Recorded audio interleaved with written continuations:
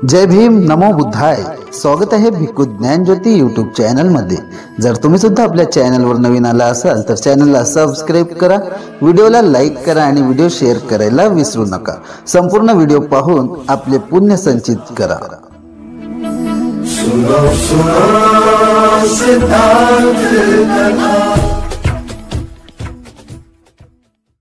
प्रत्येक दायक दायिकांना असं वाटत असेल की मी उपवासाचं पालन हे बरोबर अचूक करतो. ते प्रत्येक दायकांना तपासता आलं पाहिजे आणि तपासलं पाहिजे की मी जे उपवास पालन करतोय ते बरोबर पालन करत आहे की नाही करत आहे. कारण आपण काय करतोय, उपवास तर ग्रहण करतोय, शील तर घेतोय, परंतु ते उपवास बरोबर आपण आचरणशील आहोत की नाही ते तपासता आलं पाहिजे. ज्याला ते तपासता आलं तर समजून जायचं त्याचं उपवास हे योग्य पद्धतीचा आहे आणि त्याचा लाभही होत असतो बरं का. ज्याचं उपवास, जसं विशाखा सुद्धा भगवान बुद्धांना विचारते, कधी कधी सकाळचा पहाटेचा वेळ असतो आणि पहाटेच्या वेळेच्या अंतर्गत विशाखा भगवान बुद्धांकडे येते, एक पुष्प दान देते आणि पुष्प दान देऊन भगवान बुद्ध म्हणतात, अगं विशाखे, आज तर एकदम सकाळी सकाळी आलीस तू, सर्व तुझे कामं वगैरे सर्व आटोपली काय?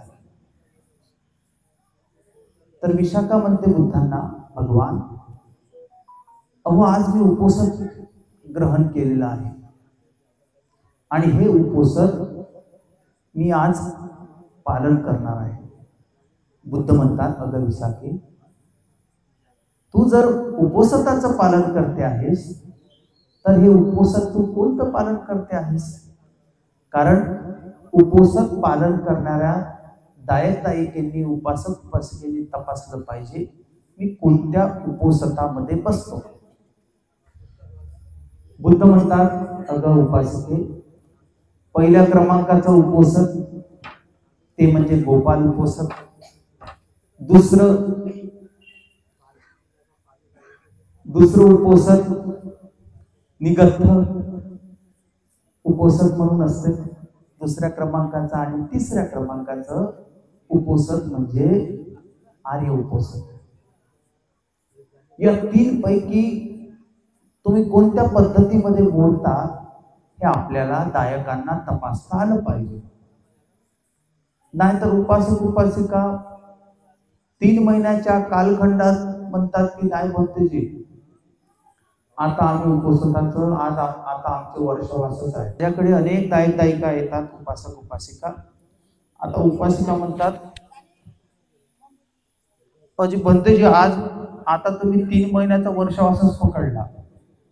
हो, कधी कधी उपासिका तसेच म्हणतात, पण उपासिकेंचं वर्डिंग हे चुकते का? उपासिकांना माहिती नसल्यामुळे आपण कधी कधी असा विचार करतोय, पण वर्षवास हा फक्त भिक्खूंचा असतो, ना की उपासक उपासिकेचा. फक्त तो वेळ असतो. या 3 महिन्याच्या कालखंडात, या 3 महिन्याच्या वेळेत दायक दायिकेंना सर्वात जास्त कुशल कर्माची सर्वोत्तम संधी प्राप्त होत असते आणि उपवासक पालन करण्याची अतुकी संधी असते. कारण उपवासामध्ये अनेक त्रुट्या असतात, अनेक दायक दायिकांना कधी कधी कळत नाही. तर मग अशा वेळेस कल्याण मित्राची आवश्यकता असते. आणि कल्याण मित्र म्हणजे कोण? एखादी भिक्षू, बुद्धाच्या कालखंडात उत्तम पुरुष, एक बौद्ध भिक्षू पंडित, एक बौद्ध भिक्षू, आपण त्यांना उपवासाच्या संदर्भात काही प्रश्न असतील तर ते आपण विचारपूस करता येतात. आता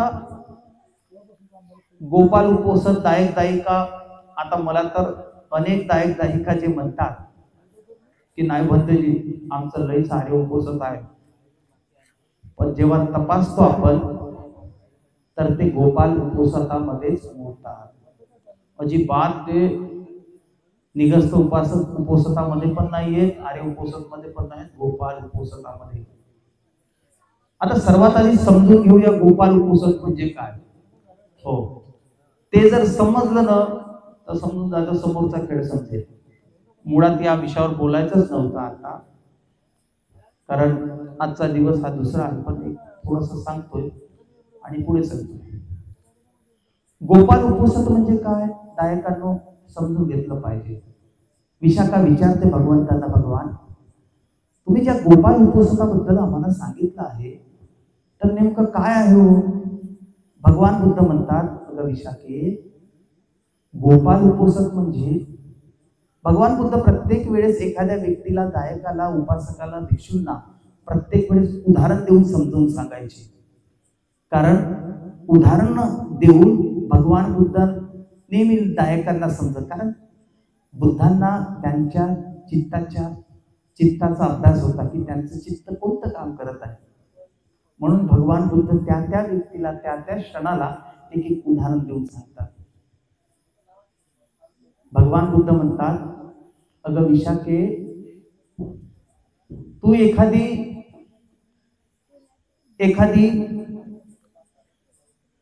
व्यक्ती, जो व्यक्ती रोज गावातून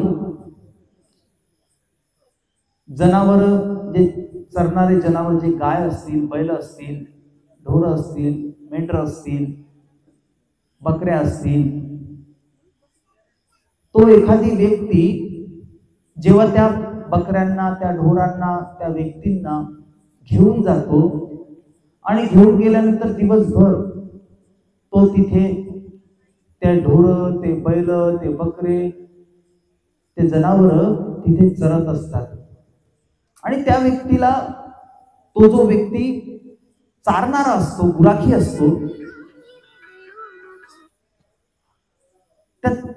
तो जो गुराखी व्यक्ती असतो त्याला बरोबर माहिती असते की आज माझ्या गायी कुठे चरलेल्या आहेत, कोणत्या ठिकाणी चरलेल्या आहेत, आणि कुठे पाणी पिले आहेत, कुठे थांबले आहेत, कुठे बसलेले आहेत.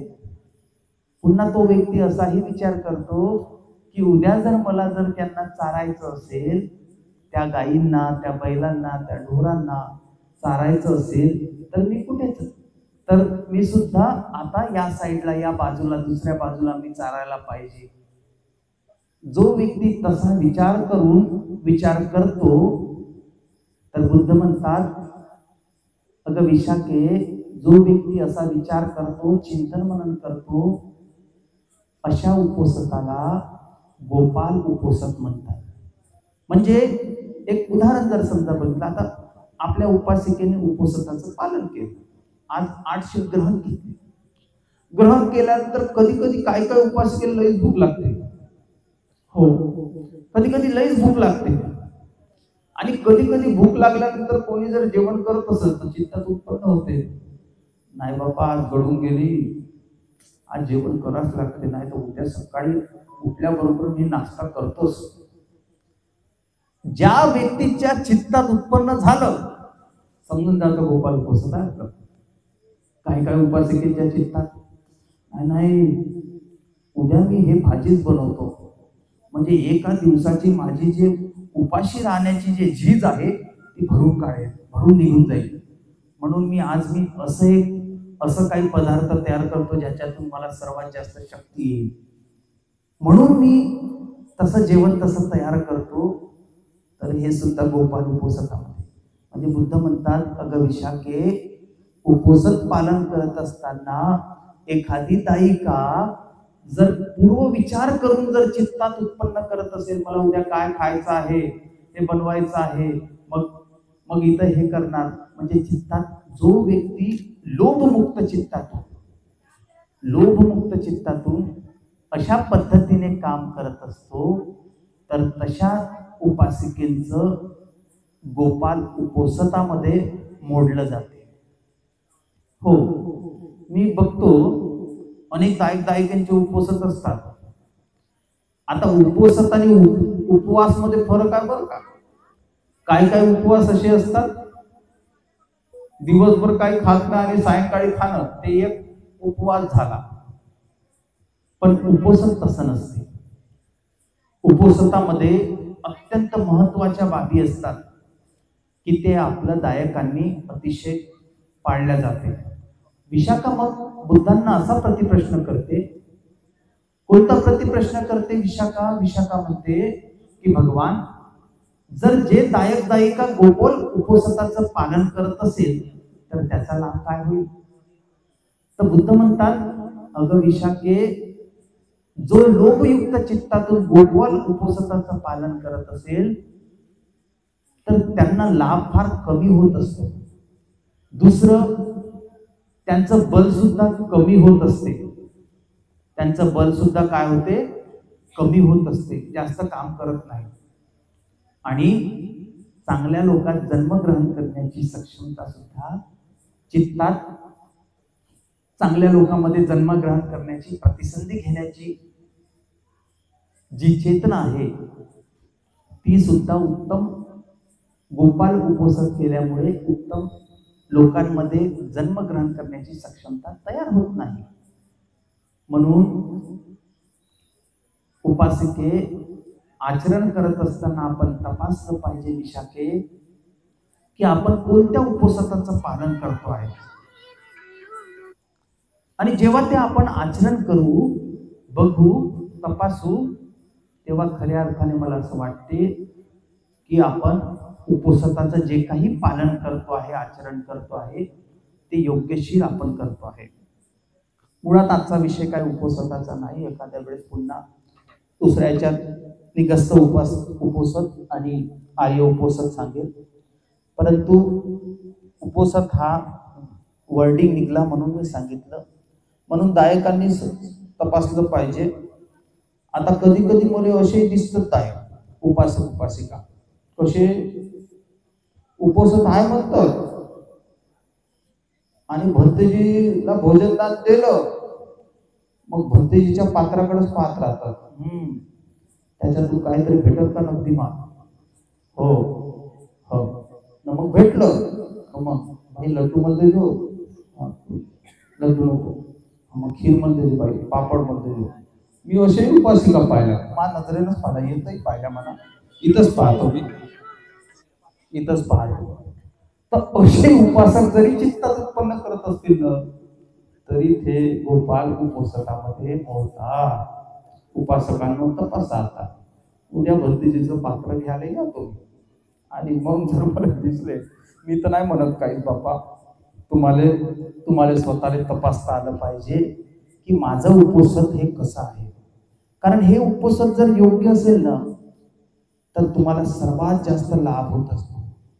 तुमचं बल सुद्धा जास्त काम करत असते, मैत्रीचं बल सुद्धा जास्त काम करत असते. पण जर तुम्हाला हे उपोषण जरी जमलं नाही तर निगस्त उपोषण तर याच्यापेक्षा एक वेगळं आहे. आर्य उपोषण तर लईच दूर आहे.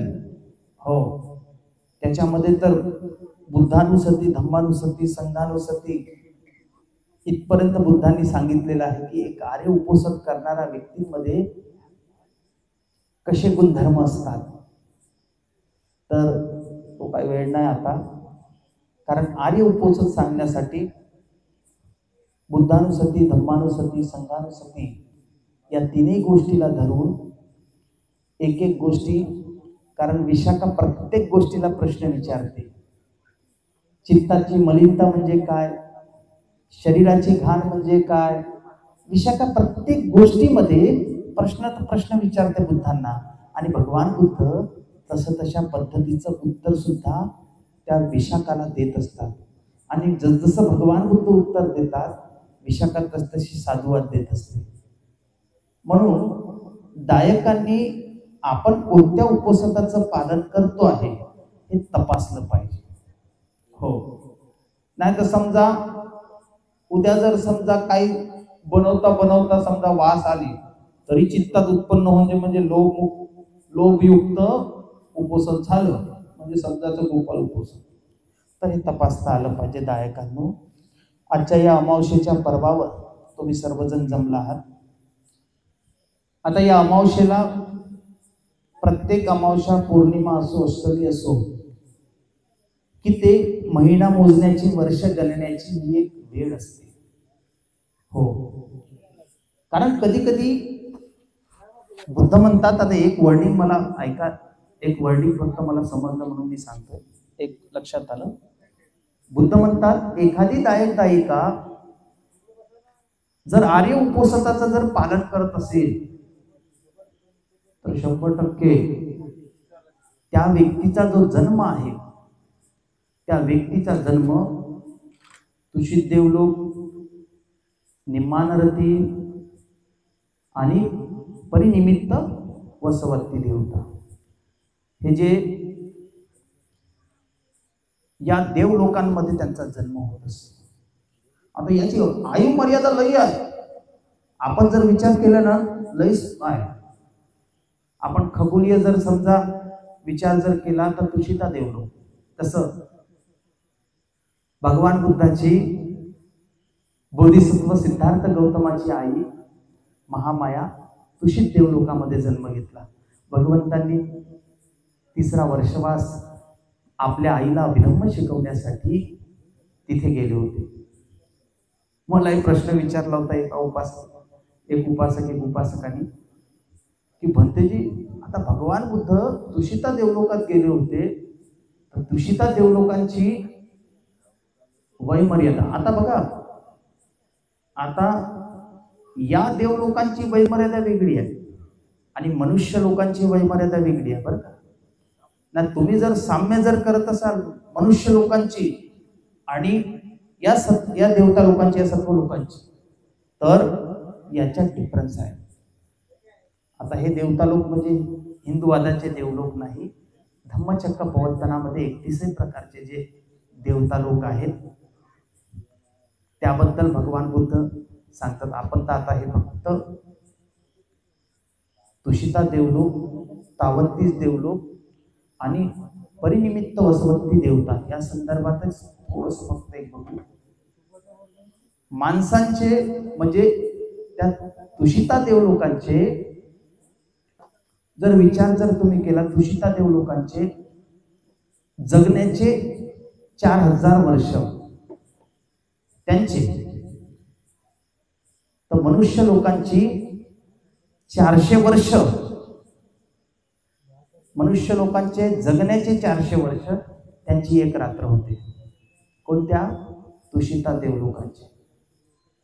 अगं बुद्ध म्हणतात, अगं विशाखे, आर्य उपोषण पालन करणारा व्यक्ती हा 100% तुषिता देवलोक, तावंतीस आणि परनिमित्त वसवत्ती देवता त्यामध्ये जन्म जास्त ग्रहण करतो.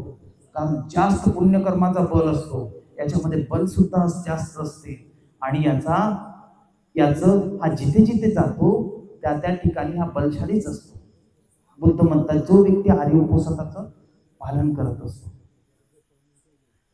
आणि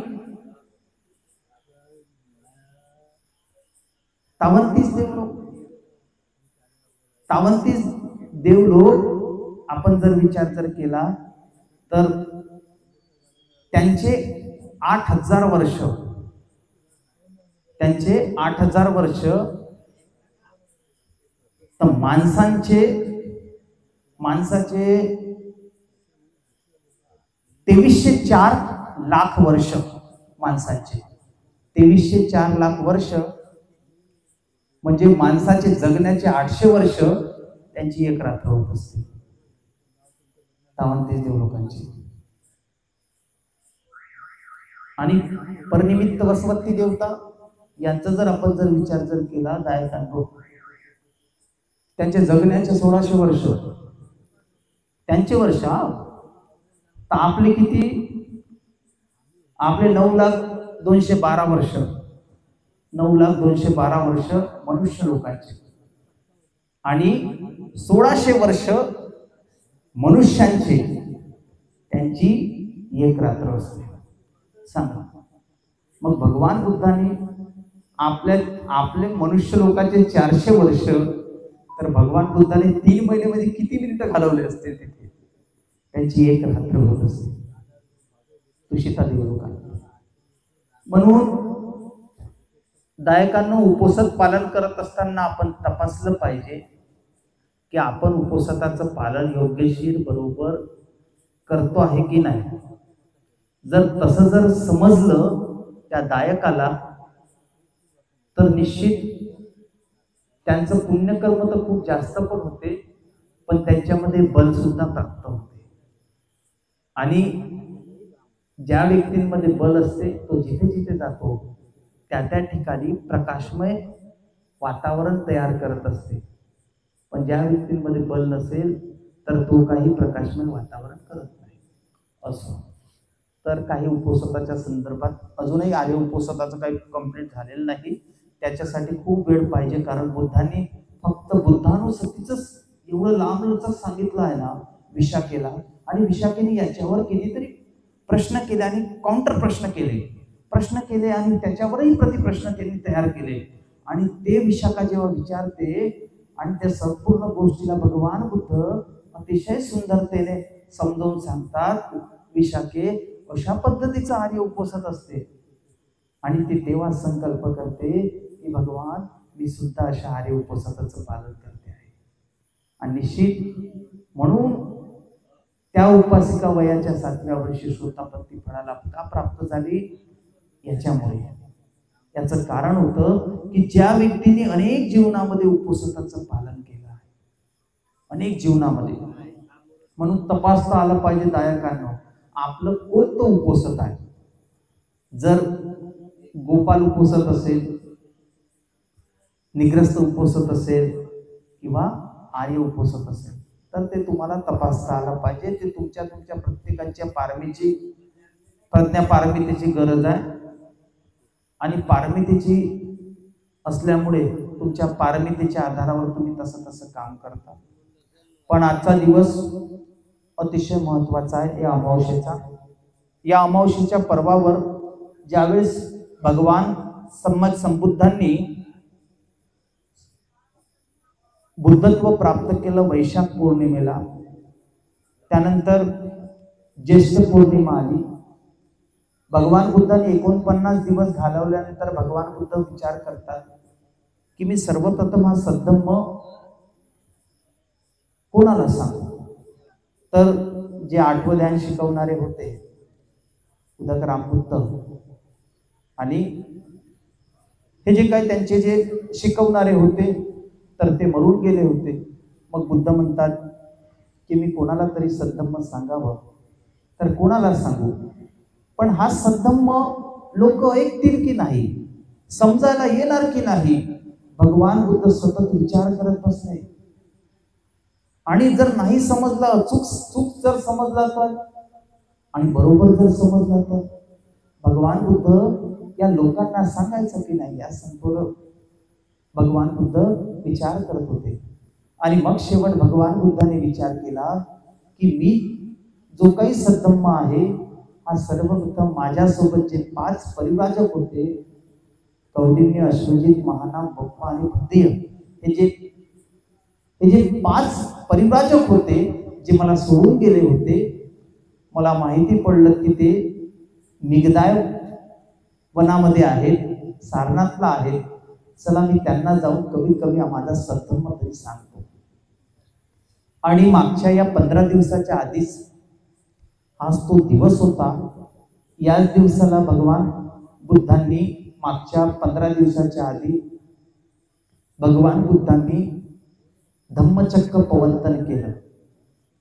आता धम्मचक्र प्रवर्तन केलं म्हणजे फक्त 5च परिव्राजक नव्हते, अनेक देवता लोक होते, अनेक सार मिगदायवन सार हे प्रकाशमय झालं.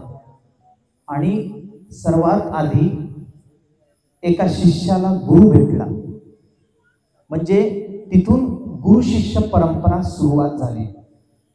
म्हणजे बुद्ध शासनामध्ये गुरु शिष्य परंपरेला तिथून चालना मिळाली. या महाभद्र कल्पामध्ये, या सम्यक संबुद्धांच्या कालखंडामध्ये. आता भगवान बुद्धांनी तर 5 परिव्राजकांना तर प्रवचना दिलीच आणि 5ही परिव्राजक पहिल्या दिवशी दुसऱ्या दिवशी आणि तिसऱ्या दिवशी अरहत्व पदाला प्राप्त झाले, अरहत्व प्राप्त केले. आणि मग भगवान बुद्ध त्या निगदाय वनामध्येच दायक दायिकेंना धम्मदेशना करायचे. अनेक लोक संख्यानुसंख्या लोक त्या सारनाथला येत जायचे भगवान बुद्धाला. असंच करता करता सुजाताचा मुलगा व तिथला वाराणसीतला श्रेष्ठी यश हा सुद्धा असाच भगवान बुद्धाच्या शोधात, भगवान बुद्ध नेमकं काय सांगतात, कसं सांगतात याच्या शोधात गेला. आणि भगवान बुद्धाचे काही शब्द न शब्द त्याच्या कानपटलावर पडले. आणि जसं पडले लगेच तो तयार झाला की आता मी सुद्धा काय करतो, आता भिक्षू बनतो, मी सुद्धा काय करतो, आता प्रवचन घेतो. तर याच 15 दिवसानंतर हा जो अमावस्येचा दिवस होता, याच दिवसाला यशची प्रवज्जा झाली होती. भगवान बुद्धाचे 5 शिष्य, पण 6व्या नंबरचा जर कोणी शिष्य असेल ना तर तो म्हणजे यश. भगवान बुद्धांनी ह्या यशला प्रवज्जा दिली. आणि यशला प्रवज्जा दिल्याबरोबर, जशी प्रवज्जा दिल्याबरोबर भगवान बुद्धनी जो काही सत्तम सांगितलं लगेच शोतापत्ती फळाला प्राप्त झाला यश. आणि हळूहळू अश्विन पौर्णिमेपर्यंत ते सुद्धा अरहत झाले. पण त्याच्या शोधामध्ये त्याचे जे 4 मित्र होते, कोणते होते ते उपासकांनी सांगा, कोणते होते 4 मित्र यशचे, माहित असले पाहिजे तुम्हाला. कारण भगवान बुद्धाची शिष्यांची संख्या किती होती हे माहित असलं पाहिजे. आता तरी सध्या परिस्थिती, आता या आषाढी पौर्णिमेला, आषाढी पौर्णिमा आता 15 दिवस समजा लोटले. यशचे 4 मित्र विमल, सुबाहू, पुण्यजित आणि गवंपती असे 4 मित्र होते. आणि 4ही मित्र हे सुद्धा प्रवज्जित झाले. आणि मग त्याचे नातेवाईक 50 किती झाले जी, हे 5 परिव्राजक, यश एक 6 आणि 4 एक 10 आणि 50 किती 60 लोक. आणि भगवान बुद्ध 61. म्हणजे या 15 दिवसानंतर भिक्षू संघ किती होता, 61 वर होता. हाच तो दिवस होता की भिक्षूंची संख्या 61 वर पोहोचली होती. नाही तर याच्या 15 दिवसात आधी फक्त 5 आणि भगवान बुद्धाला पकडून एक 6 भिक्षू होते. पण आता किती झालेत, 61. आणि हे बघून इथून 7 दिवसानंतर 2-3 दिवसाने यशचे वडील आणि आई शोधायला लागते की माझा मुलगा कुठं गेला यश. आणि बघते, शोधता दिसतात का, तो भगवान बुद्धाच्या अगदी जवळ आणि प्रवचित होत दिसताना दिसते. अरे हा तर माझा मुलगा आहे आणि प्रवचित झाला. अरे बापरे. हे बघून त्याचे आई वडील जे असतात, यशला पत्नी सुद्धा असते, त्याचे आई वडील एकदम भावविभोर होतात आणि त्याचं प्रवज्जेचं सुद्धा स्वागत करतात, त्याची पत्नी सुद्धा.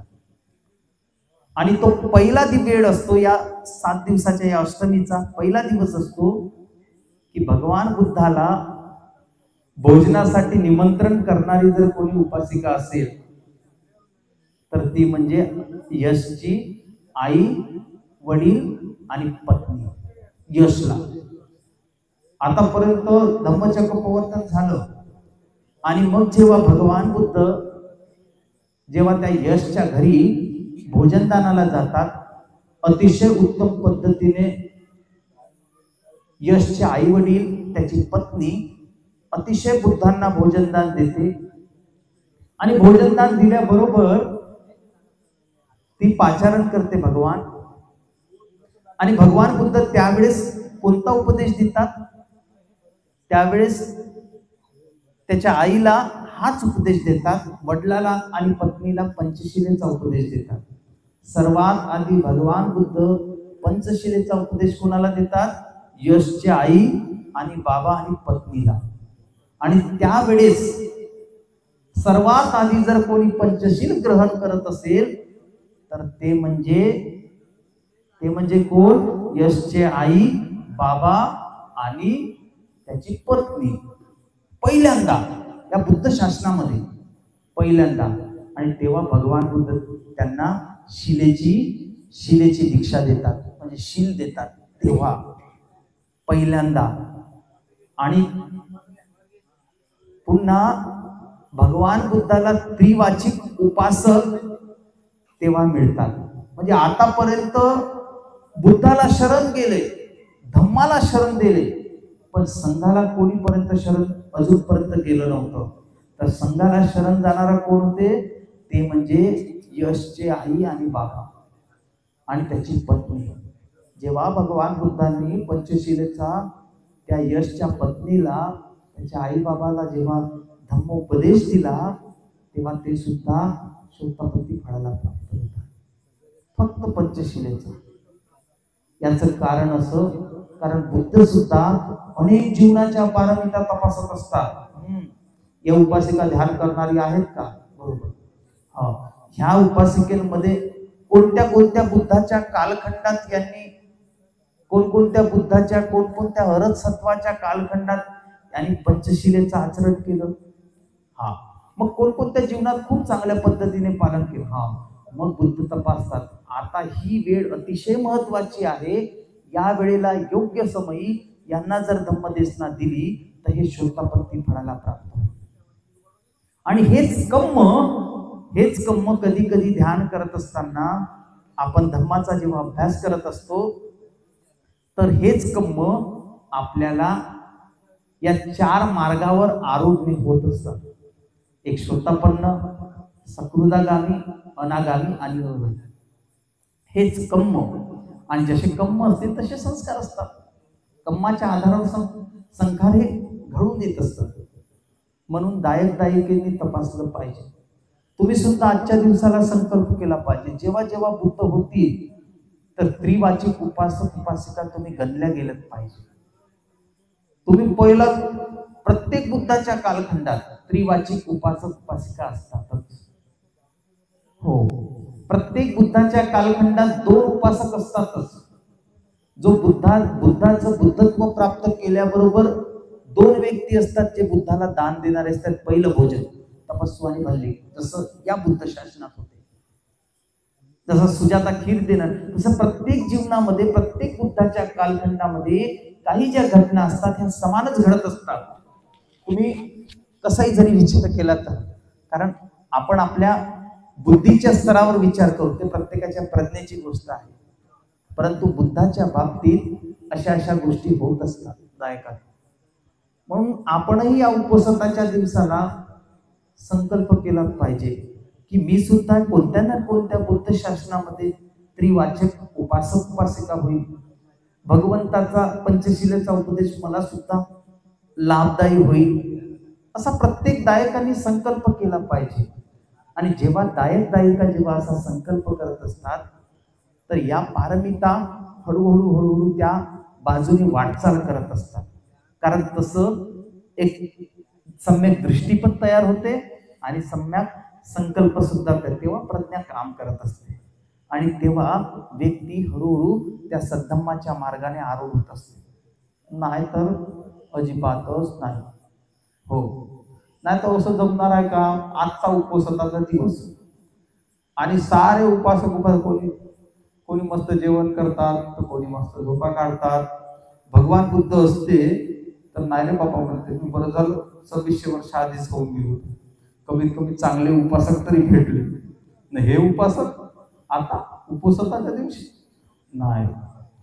म्हणून पारंपरिक देशामध्ये जेव्हा जेव्हा उपवासत असते तर दायिका खूप याच्याने पालन करत असतात. अतिशय कमी बोलतात, खूप कमी बोलतात. कारण त्यांना माहित आहे की कमी बोलल्याने दोषकर्म कमी होते. अतिशय कमी बोललं काया वाचा मनाने, तर तेव्हा खऱ्या अर्थाने दायिका धम्मामध्ये उत्तम दिशा आणि दशा प्राप्त करत असतात. नाही तर काही खरं नसते. कधी कधी जातक अट्टकथेमध्ये आम्ही जेव्हा वाचतो तर काही काही व्यक्तीचे पुण्यकर्म एवढे चांगले असतात ना, तर त्याचा चांगल्या लोकांत जन्म होतो. पण काही काही व्यक्तीचे एवढे अकुशल कर्म असतात, तर ते अकुशल कर्म त्या आधारावर त्या व्यक्तीला खूप जास्त त्यांना सद्धम्मामध्ये म्हणा किंवा सद्धम्माच्या सावलीमध्ये थोडी सावली पण मिळत नाही, त्यांची लय खतरनाक दुर्गती होते. तर म्हणून आपण तपासलंच पाहिजे. कारण बुद्धाला तुम्ही असो, मी असो, किंवा आपण किती म्हटलं तर बुद्धाची आपल्याला, बुद्धाच्या प्रभावाची, बुद्धाच्या प्रतापाची तुम्हा सर्वांना फक्त एक कल्पनाच करता येते. कारण बुद्ध असतात. मला त्या दिवशी एका दायिकेने एक प्रश्न उपस्थित केलाय. बुद्धमूर्तीची आम्ही प्रतिष्ठापना भंतेजी मी आम्ही होतो, बुद्धमूर्तीची प्रतिष्ठापना आम्ही केली. शिवली भंतेजीची पण बुद्ध प्रतिष्ठापना केली. त्यावेळेस एका उपासकेने प्रश्न केला की भंतेजी, बुद्धाचा प्रताप आणि प्रभाव किती असेल हो? आणि अचानक मला एक लक्षात आले. बुद्ध म्हणतात ना, नालागिरी गजवरं अतिमंत भूतं धावगी चक्कमसनी वसुदारुनंतं नितंबुसे कविधिना जितवा मुनिंदू तंतेजसा भवतु ते जय मंगलानी. बुद्ध म्हणतात ना. तर लगेच माझं लक्ष गेलं की बुद्धाचा प्रताप आणि प्रभाव किती असेल. कधी कधी आपण जयमंगल अट्टगाथा वाचतो ना, तुम्ही फक्त वाचन करता, कधी कधी अर्थच वाचत नाही. आपण वाचलेच पाहिजे. जसं भगवान बुद्धाच्या भाऊ सुद्धा आपला देवदत्त, तो भगवान बुद्धाकडे अतिशय आला आणि भगवान बुद्धाला म्हणतो, भगवान आता तुमच्या नंतर माझं शासन लागलं पाहिजे, म्हणजे तुमच्या नंतर तुमची जागा मीच सांभाळणार असला पाहिजे. बुद्ध म्हणतात, अरे देवदत्ता, हे तुझ्या हाती नाही आहे. कारण अनेक जीवनाच्या पारमिता जो पारमिता पार करत करत आला, तोच व्यक्ती माझ्या धम्माचा डावा आणि उजवा हात होऊ शकतो. आणि ते तुझं पुण्यकर्म नाही आहे. तर बुद्ध म्हणतात नाही. तर देवदत्त म्हणतो, नाही, तसं नाही, तुम्ही जाणीवपूर्वक मला करत नाही आहात म्हणतो, तुमच्या धम्माचा उत्तराधिकारी. जाणून म्हणतात देवदत्त जाणून बुद्धाला प्रतिप्रश्न करतात, कारण तुम्हाला तुमचं स्वतःचं वर्चस्व गाजवायचं आहे म्हणतात बुद्धाला. आता बुद्ध असतात. बुद्धाची प्रज्ञा लय वेगळी असते, तुमची आम्ही कल्पनाही करू शकत नाही. बुद्ध म्हणतात तसं नाही. आणि त्यांनी ते बुद्धांच्या बाजूला आसन लावण्यासाठी खूप वेळेस प्रयत्न केला, पण त्याचं काही जमलं नाही देवदत्ताचं.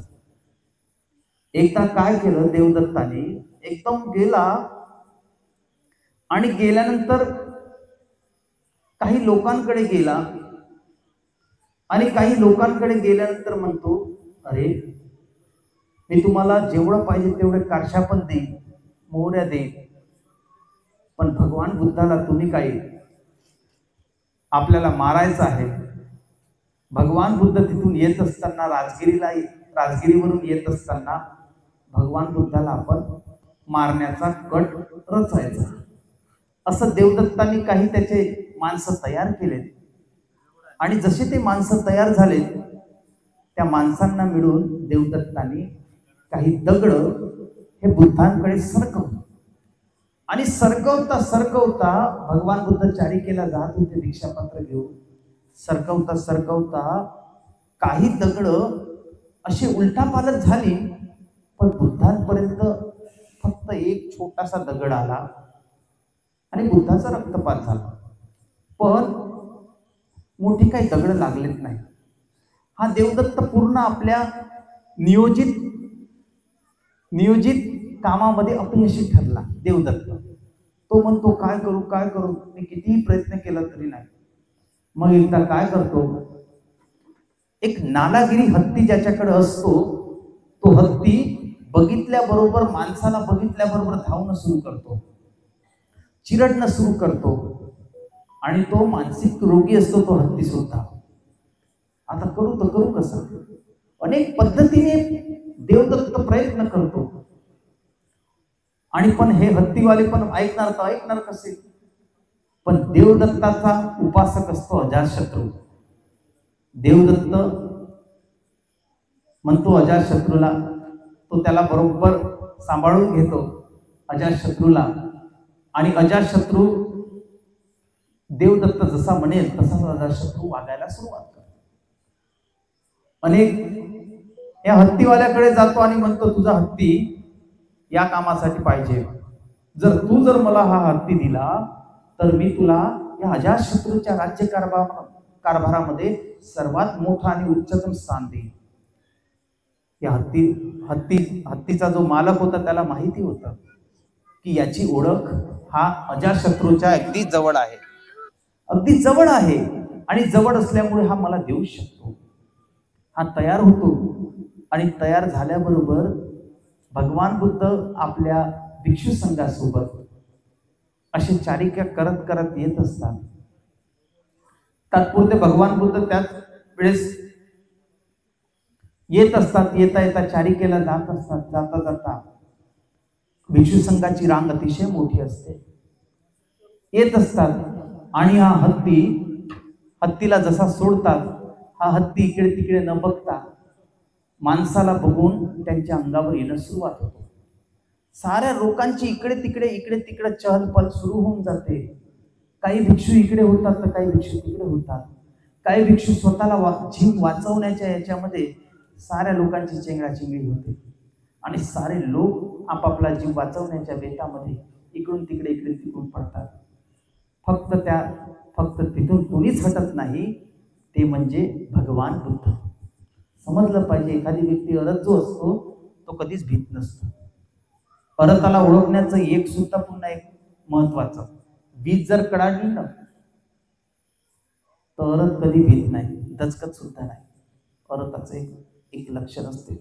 इथं सम्यक संबुद्ध आहे, तर बुद्ध अजिबात भिलेत नाही.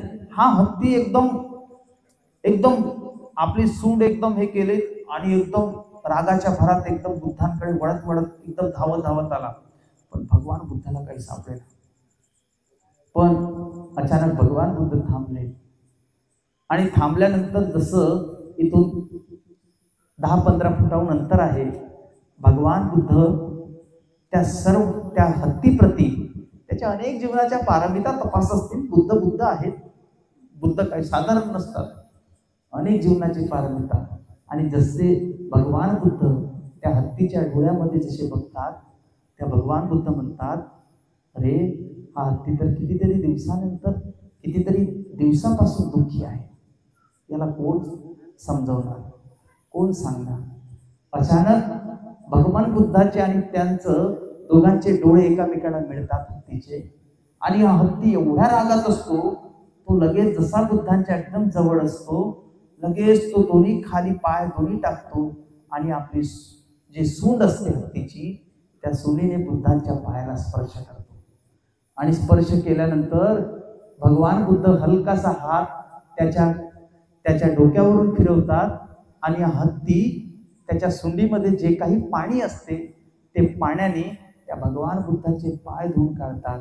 आणि हत्ती लगेच पुन्हा 4 पाऊल टिकतो, आणि लगेच तो एकदम बुद्धांपुढे शांत होतो. आणि शांत झाल्याबरोबर सारे लोक, सारी प्रजा, सारे सैनिक हे बघत असतात की आजपर्यंत या नालागिरी सारख्या हत्तीला कोणीही शांत करू शकत नाही, पण बुद्धाचं एवढं मोठं कसं बल आहे की ते फक्त त्या हत्तीला शांततेत करू शकतात. म्हणून बुद्ध ही गाथा म्हणतात, जय मंगल अट्टगाथा नालागिरी त्याच्यावर. कारण दायकानं बुद्धाचं एक बल असते. हे केव्हा बल असते की जेव्हा एखादी व्यक्ती, एखादी आर्य श्रावक, एखादी सम्यक संबुद्ध, एखादी उपासक जेव्हा आर्य उपोषणाचं जेव्हा पालन करते, तेव्हा त्या व्यक्तीमध्ये काय होते, तेव्हा बल उत्पन्न होते. आणि तेव्हा मग हा निसर्ग सुद्धा त्याच्या मदतीला धावत असतो. नाही तर नाही, अजिबात नाही. नाही तर असं नाही म्हणायचं हो काय काय उपासकाला डेंजर आहे, भंतेजीने सांगितलं नाही तर आज उपवास पालन करा, चावणाऱ्या कुत्र्याच्या तोंडात हात टाका, म्हणा चावला भंतेजी, मग म्हणा भंतेजी मग मी मला म्हणा लागल बाई तुमचं उपवास गोपाल होतं, मग म्हणा भंतेजी आमचं बलच नाही वाढलं. तसंही म्हणा उपासकाला डेंजर आहे, तसं नको करा पप्पा हो. नाही तर असे उपासिका प्रयोग करतात, तर तसं बल नसलं पाहिजे असं नाही. नाही तर म्हणा साप येत जाईन जवळ आणि काय नाही म्हणा मग म्हणा चावत नाही माया उपसत आहे, तसं नाही.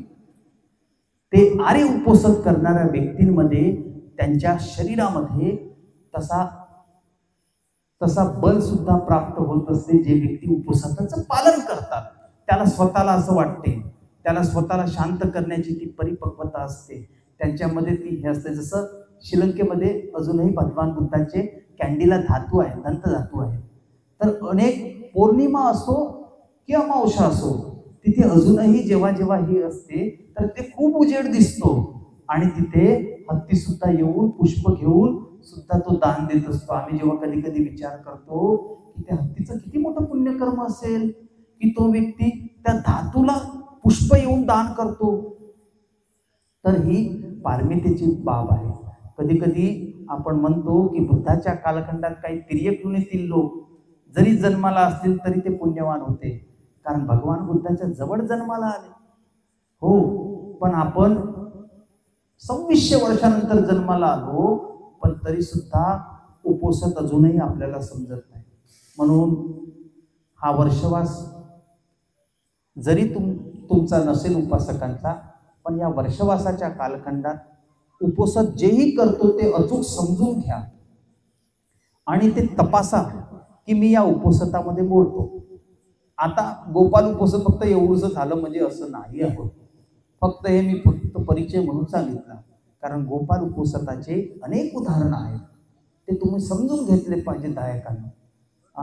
तर म्हणून तेव्हा तुमचं खऱ्या अर्थाने उपवासाचं पालन होईल. तर म्हणून आजच्या या दिवसाला आपण आलेले आहेत, वेळ होत आहे, तर म्हणून आजच्या या दिवसाला उपवासाच्या दिवसाला आपण दायिका इथे जमलात आहात.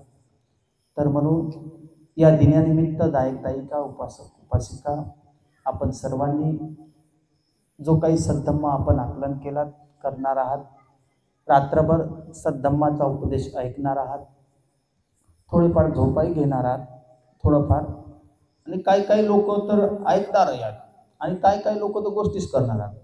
त्या सर्वांप्रती असीम कृतज्ञताभाव व्यक्त करून त्या व्यक्तीच्या जीवनामध्ये अतिशय धम्ममय जीवन होण्यासाठी, उत्तम होण्यासाठी त्या सर्वांप्रती असीम कृतज्ञताभाव व्यक्त करून आपल्या शब्दांना विराम देतो व आपल्याप्रती भाईमंगल जीवनाची कामना करतो. सभीतियो विभजन्तु सकलरोगो विनश्यतु माते भवन् अंतरायो सुखी दीर्घायुः भव. अभिवादन शिरीष जन्मतापचारिणो चत्तारो धम्मा वर्धन्ति आयुवन्नो सुखं बलन्ति.